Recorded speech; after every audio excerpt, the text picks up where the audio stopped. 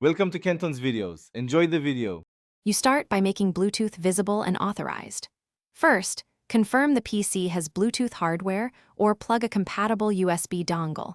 Then install or update the driver so the OS recognizes it. Once done, put the peripheral into pairing mode and keep it within 1 to 3 meters. That proximity reduces interference and speeds discovery.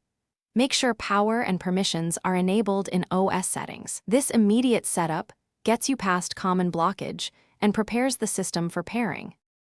Now pair the device through the OS interface. On Windows, open Bluetooth and Devices. On Mac OS, use the Bluetooth menu. Select the discovered device and confirm any PIN or code shown on both ends.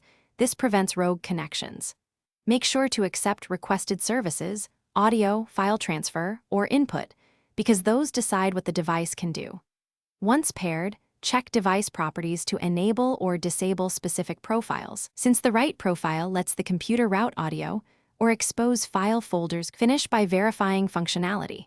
Set the Bluetooth device as the default audio or input device in Sound or Devices settings, then run a quick test like playing audio or transferring a small file.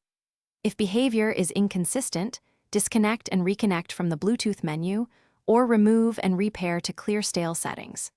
If problems persist, restart the Bluetooth service or toggle airplane mode to reset radios and update the driver. One key troubleshooting tip: repairing often resolves service negotiation errors. Thanks for watching. Consider subscribing if we helped you.